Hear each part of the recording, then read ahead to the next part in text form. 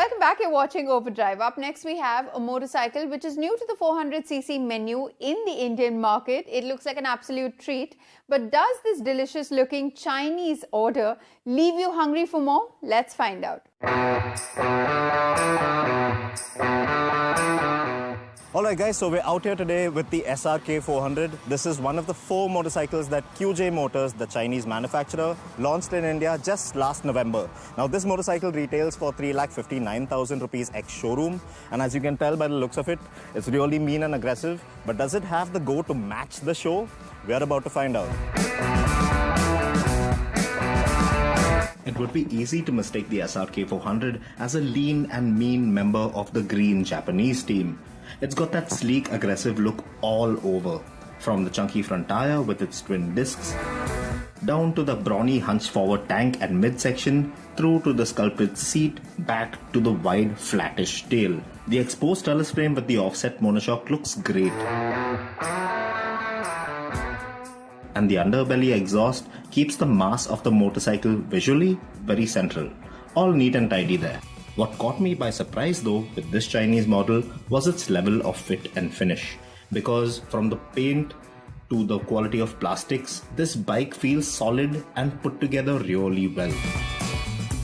On the features front, this QJ motor bike gets just about what you could term as a decent amount of functional features, like LED projector lights, DRLs and backlit switchgear.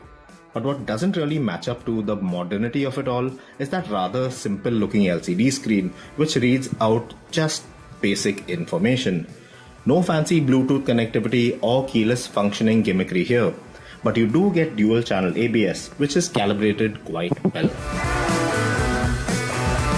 One of the main highlights of this machine has to be this parallel twin engine. It's 400 cc's, liquid cooled, 8 valves, that means 4 valves per cylinder. Man, this engine is a real treat.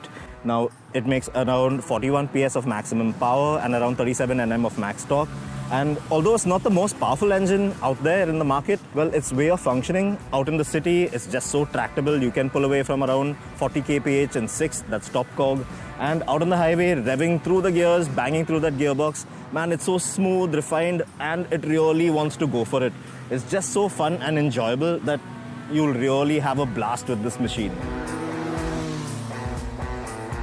The moment you fire the SRK 400 up, you can tell of this engine's potency.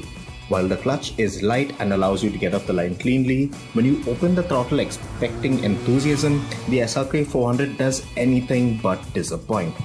The numbers on the digital dash climb in a rapid manner, and the sweet sound of that stock underbelly exhaust acts as the proverbial cherry on top. You'll want to hold on to each gear just to hear that sweet sounding wail of excitement. And the shove does feel grand. This twin cylinder definitely shows off its potency surprisingly well. Although the SRK 400 is a bit on the hefty side, weighing in at 186 kg curb, well, it doesn't feel like a real task managing this bike about in the city, and it isn't a real hassle out on the highway either. But if you're the spirited riding sorts who's just taken a ride on one of the KTM 390 Dukes, well, this one definitely won't feel as sharp and agile on the trot. Out here, your riding posture is slightly more relaxed, and it isn't as aggressive as something like on its main rival, which is the KTM. Still, the chassis and the suspension holds up very nicely at pace, and the bars aren't as far wide apart, so riding over fairly long stints won't be really tasking on your palms and back. The front brake could do with a better initial bite and feel, and you'll have to get a good hold of that front lever to get the front to react the way you expect it to, which was a bit upsetting, of course, considering that there are two 260mm discs up front.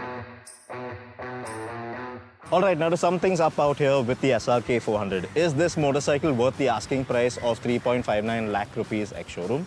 Well, for most part it is, because, well, just the way it looks, the way it's built, the way it's all put together, it really feels like a good quality product.